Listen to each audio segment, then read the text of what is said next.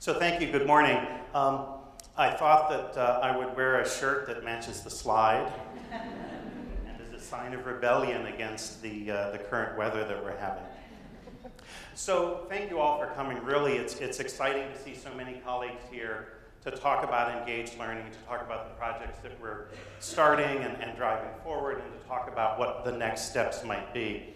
Because really that is the theme for today's event. Thinking about what we're doing, but then thinking based on that, what should the next steps be? There's a history to this. In October of 2011, Mary Sue Coleman, then president of the University of Michigan, announced the creation of the Third Century Initiative and the Transforming Teaching for the Third Century Grants Program, pledging $25 million in funds to push this agenda forward. Since 2012, we have committed all 25 million of those funds, which is pretty exciting. It turns out that it's not as hard to spend 25 million as you might think. And thank you all for doing it. And the goal has been to create experiences that will prepare Michigan students to be intellectual actors in the world, to bring positive change to our society and to our communities, through the creation and application of new knowledge and academic values, very much aligned with the mission of the university. Then in October of 2013, we started the Provost Town Halls and the Provost Task Teams, and over 200 faculty participated in those events, talking about engaged learning and digital instruction as twin strategies for the University of Michigan going forward. And as part of that, out of those task teams, out of those town halls, we created these 5 learning goals. The notion that we want to develop within our students the capacity to be innovative, to display self-agency, to know how to manage risk, the ability to be collaborative, the ability to communicate with others, the ability to work in teams, not just to be able to work in teams, but understand the value of working in teams. For students to develop their own sense of civic and social responsibility and ethical reasoning, to understand that we are actors in the world, that students as actors in the world have a responsibility to this world and to the society that we share. We want our students to develop the capacity, the ability to engage interculturally, to work with those who are very different, to understand how values, cultural values, deeply rooted, enter into the decision-making processes in a legitimate way, to understand those kinds of differences and be able to work with and manage within them. To be creative, to develop and understand, each of us, for our students and ourselves, our own creative process. To understand creativity not as a fixed notion, but as a human capacity that can be grown and developed within our students. And so out of those task teams, out of those discussions with many faculty on this campus, we proposed these learning goals as ones that are critical for engaged learning. And the key thing about all of these, they of course build on the notion of a liberal education, the goals that we all have, that our students learn to be critical thinkers, that they learn to write well, that they learn to reason quantitatively. But these goals in particular are ones that, while they're informed, if you will, by theory, must be practiced to be developed. These are capacities that are important for us in the 21st century, but which we must practice. We can't simply sit in a room like this and listen to someone like me babble for 15 minutes about these capacities and how they might be developed. We actually need to try it out, and our students need to try it out. And so, in one sense, engaged learning at the University of Michigan can be understood as the creation of the educational practices that will allow students to actually try out, to practice these notions in unscripted challenges, in authentic challenges, in settings where there are actual stakeholders who care about the outcomes of the students' work. And we have many examples of these practices at Michigan. We have a range of engagements. We have a range of engagements from engagement in the classroom, from gamification as a tool for engagement, to using cultural collections to understand ancient history and not so ancient history, to undergraduate research, education abroad experiences, community-based learning experiences. We have many of these experiences already existing in our campus today. And at today's breakout sessions, you'll get to see some of the examples of this from the 12 TLTC transformation projects. As you do that, I hope that you'll explore how they achieve these kinds of learning goals. What are the mechanisms for learning that are provided within these kinds of projects? How do we know that learning is happening? As part of that, I'd like to direct you again, Matt mentioned page 15 of the program. On page 15 of the program, you'll find these learning goals listed. You'll also find a heat map describing how the various projects within the TLTC initiative, what fraction of them address each of these learning goals, so you can get a sense of where the coverage is. So I hope that you'll have a look at that. Also in your packet are 5 papers, 1 paper for each of these learning goals. These have been written by a team of postdocs and others here to look at how we understand, conceptualize these learning goals. What are the existing tools for assessing these learning goals?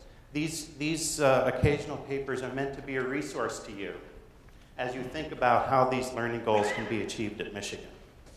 And I'd like to thank the team that wrote those. They were written by a team of Amy Conger, Stephanie Crisano, Samantha Hallman, and Mary Wright at CRLT. So let's thank them for that work.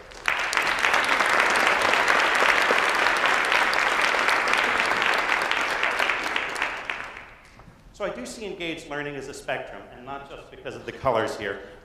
By the way, I've been told that we're now calling this the Skittles slide. I see engaged learning as a spectrum from simple kinds of engagements that we can do in a classroom to full-on engagement in a community. And I'd like to talk about that one end, that one extreme, what I'm going to call high-impact engaged learning practices, really building on the language of George Koo, who talks about high-impact practices.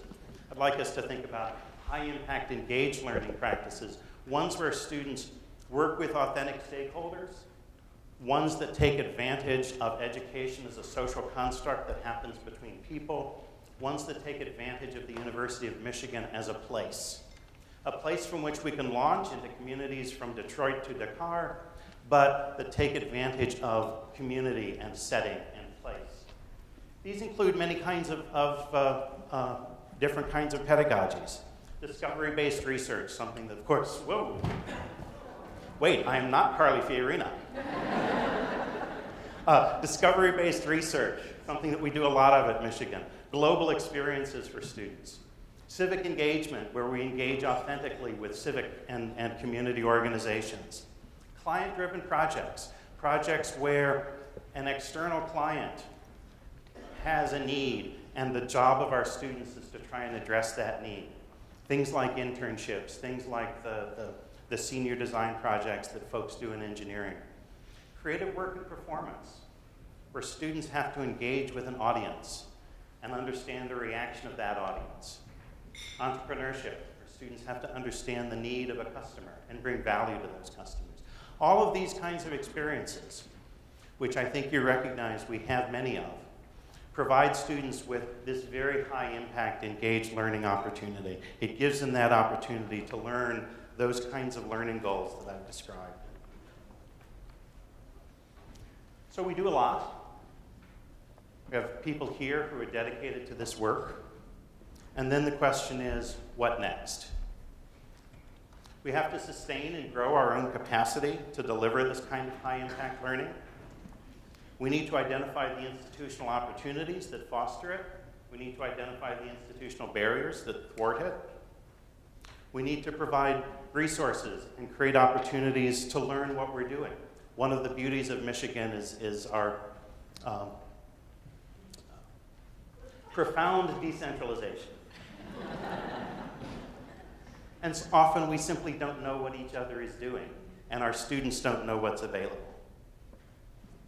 We put together a couple of small steps to help us build our networks and grow, and I want to mention those. So one is a program called TLTC Net, which is running now. This is meant to be simply an opportunity to create small learning communities of faculty and staff to promulgate and propagate ideas around engaged learning. Also, we're doing investigating student learning grants focused on engaged learning and these engaged learning goals. And so those programs are continuing managed and operated by TLTC as part of the process of trying to keep the conversation going and building a network of faculty, staff, and students across this campus who can connect, learn from each other, and build our own capacity and the quality of our programs. Equally, we need to learn, discover, how do we know that students are actually learning? How do we know that the programs we're putting together are in fact impacting student learning? And what are the mechanisms of that learning? It's not enough to simply say, well, this black box program had a good effect, let's have a bunch of those black box programs. We really want to know what's inside the box. What are the key things, the key mechanisms by which students engage and learn? As part of pushing that agenda forward, we're launching today through CRLT an assessment website. So if you go to, the URL is on page 15 again, I won't remember it. But at this, in the assessment website, we have discussion of the engaged learning goals, the occasional papers are there. There's a set of information around doing assessment around these engaged learning goals, so an assessment toolkit, and other resources as well, including lists of all of the TLTC grants and who's involved and who's engaged so that you can find others who may be doing things similar to you. So we hope you'll take advantage of that resource. And again, it's launching today. We expect it to grow and become richer as time goes on. And by the way, the same team that wrote the 5 occasional papers have put this together. So very, very glad to see that happening. Okay, so those are some small steps. But what if we think aspiration? What should be the next big thing? Well, what if high-impact engaged learning were an experience for every Michigan Wolverine? What if it's something that every student would be able to experience while they're here? Well, last October, Mark Schlissel, current president of the university, challenged the leadership of the university with exactly that question. He asked, how can we encourage and enable every undergraduate student to have a high-impact, engaged learning experience during their time at the University of Michigan? I think this is a good question, and it's one I hope you'll wrestle with today as you explore the projects that are being presented. What if a common element of every Wolverine's experience weren't just a seat in the northwest corner of the big house? What if instead it were one of these kinds of learning experiences? What if this became one of the norms, if this became the common experience for every student here? What if we augmented this kind of learning experience by appropriate reflection to crystallize and generalize what students are learning? What if we take our existing portfolio of experiences and create a means to systematically track and know which students are actually engaged? And what if we could then reach out to them and offer them that opportunity to reflect along those 6 different pedagogical modes or those 5 different learning outcomes? What if we task the students themselves with peer reviewing each other's reflections, both as a way to provide feedback to the author of that reflection, but also as a way for the reviewer to learn and think and reflect on their own learning? What if we recognize these students at graduation? Put them in the program? What if the president recognized them? What if we found other ways? Wouldn't that be a difference? Wouldn't that make a Wolverine experience something new and engaged and different from what it is today? It's not a simple feat. To do that, we would have to, just for undergraduates, setting aside master's students for the moment, just for undergraduates, that would mean 7,000 experiences a year, minimum. Sounds like a big number, and we have to ensure that they're of high quality and that they're supported by reflection. But it actually can be done. We're not that far from that. We have some 2,000 undergraduates engaged in study abroad per year. We have some 2,000 undergraduates engaged in research every year. We have some 2,000 undergraduates engaged in other kinds of service learning and community engagement activities. Those are the right kinds of numbers. We're not actually far from, it's not inconceivable that we could reach that number of every student at Michigan having a high-impact, engaged learning experience. So what if that were our vision? And I hope you'll think about that today. It's achievable at our scale. Very few schools have done it at our scale, but we're actually not as far from it as we might think. We'd need to organize. We'd need to organize around delivering high-impact, engage learning in an effective and efficient manner. We need to organize around actually knowing what our students are doing. Because, let's face it, we don't. We need to find the right ways to ensure that reflection is part of the process.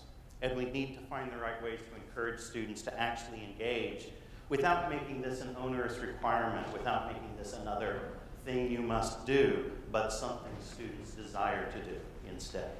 It's not easy, it's no question, it's work. But most of us know that this kind of teaching and learning is fun.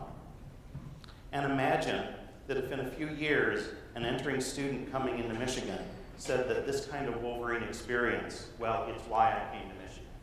Thank you.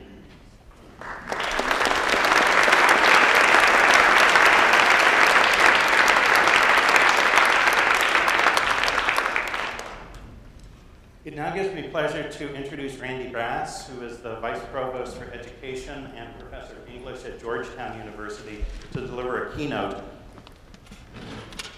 As you listen to the remarks this morning, if you think of questions you want to ask, you have a handy-dandy 3x5 card. So jot down questions, leave them here at the end of this morning's session. We're going to gather them up, look at them, look for some common themes, and then at lunchtime we're having a panel discussion with our 3 guests, and we'll bring some of those questions into that panel discussion. Randy?